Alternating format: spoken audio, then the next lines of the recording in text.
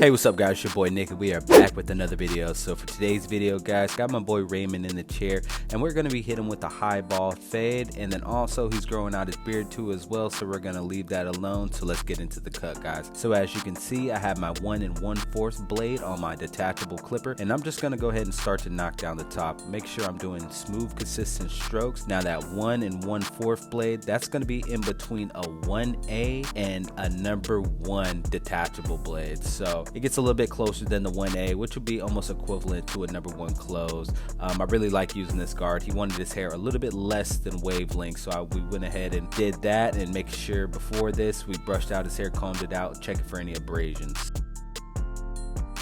Alright guys, so now we have that 000 blade on my detachable clippers. Now I'm going to go ahead and start to make my first bald guideline. Now I like to start on the sides and then make them meet in the back. Now I like to start with the detachable clipper first, or either with a clipper close, because I find it doesn't set such a harsh guideline instead of starting with my T outliners to make the initial guideline. It helps when I try to fade out the bottom line later on in the cut. But I'm just going to go ahead and do that, and then I'm going to come back behind that with my T outliners and make sure I get them extra bald.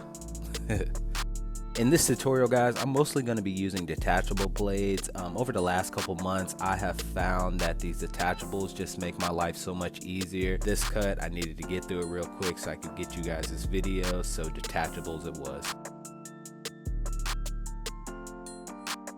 Normally in an everyday scenario, I like to set my guidelines first and then work them all the way around the head, but I'm just going to be working on this side of the head for tutorial purposes. So I went ahead with the number 1 guard, and I'm going to come back with the 1 1/2 guard. Now I like to start from the bottom and work my way up and then fade back down after setting my guidelines.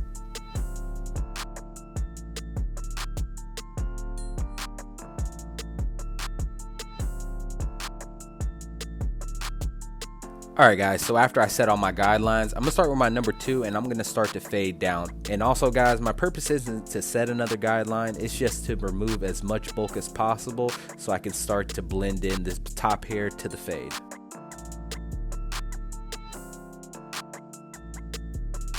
Now this is the 1 3/4 blade, and I'm going to continue to work at this bulk, remembering not to go past where I went with the number 2. Now this 1 3/4, that's going to be in between the 2 and the 1 1/2. I had to go pick this up from the beauty supply store, but if you don't have this detachable, I say go ahead and get it guys, it's a lifesaver.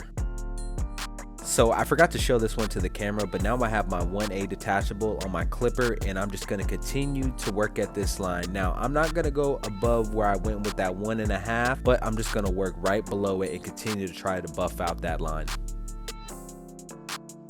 Alright, so this is going to be the last detachable that I'm going to be using, and this is the number 1. Now I'm just going to work at the line that I created with this number 1 earlier when I was setting that initial guideline. Remember guys, what you put it in with is what you're going to have to take it out with. So after this though, I'm going to come back with my adjustable clippers and we're going to buff this line out, and this fade should be good. But you always want to remember, use the corner of the blades. With these detachables, you don't want to go all the way in. You just want to focus on using the corner and just kind of detailing or just getting any dark spots that you may see. Now to finish off this fade, we're going to be using our adjustable clippers. Now we're going to be moving that lever from all the way open to middle to close, so just 3 sections until we buff out this last guideline. Now you want to make sure you take your time with this, because this was what really makes or breaks the fade. Just go around the head, remain consistent, and the line should come out, and if it doesn't, just come back with your T outliners and it should be good.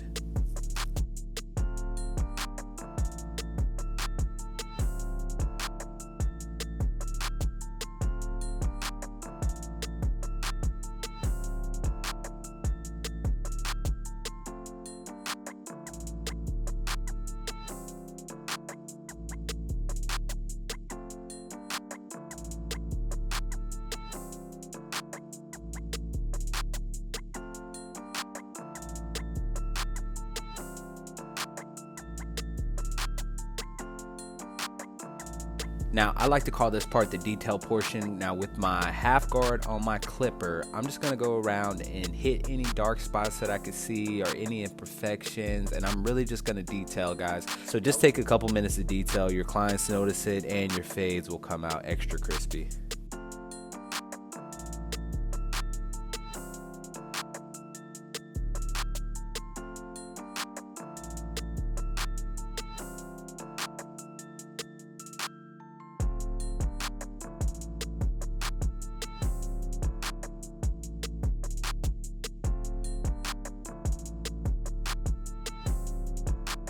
So now it's time for the edge up, the make it or break it point.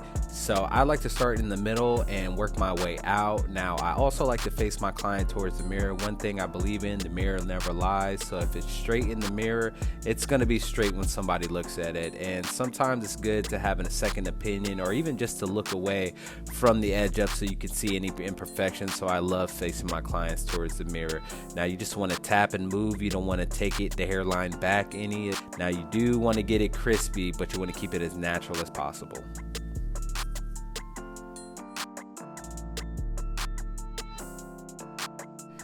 So I am using my silver FXs, but I did switch out the blade for the blade that comes on the gold FXs. I found that the blade that comes on the silver FXs, I think it's the graphite long tooth blade. I'm not really a big fan of it. I like more of a regular tooth blade. I feel like the hair goes in and it cuts it real good. Now, when you do have a client with more straight hair texture and the hair is a little bit more thicker, it does help out a little bit more to have that deep tooth blade.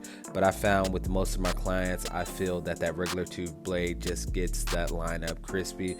I really like these edges, and I liked it even more when I switched that blade around, guys. So if you have the deep tooth blade, just try out the regular tooth and let me know how you guys like it down in the comment section.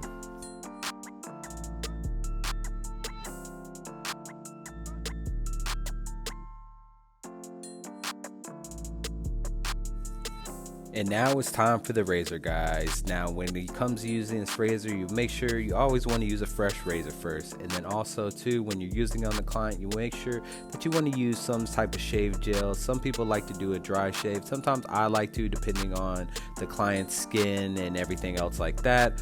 But you want to make sure that you're stretching out the skin and holding the razor at a 45-degree angle and smooth gliding strokes, guys. You don't want to tug too much. You don't want to accidentally snag or cut the client. Just let the razor glide across the top of their skin.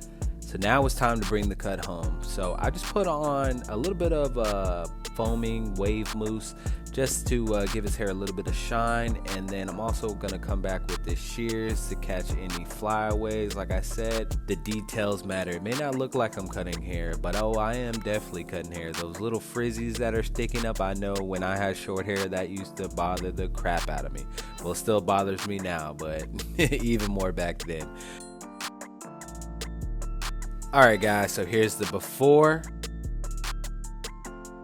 and here's the after. Hope you guys enjoyed this video. If you're new to this channel, go ahead and hit that like button. Also subscribe, and I'm gonna catch you guys in the next video.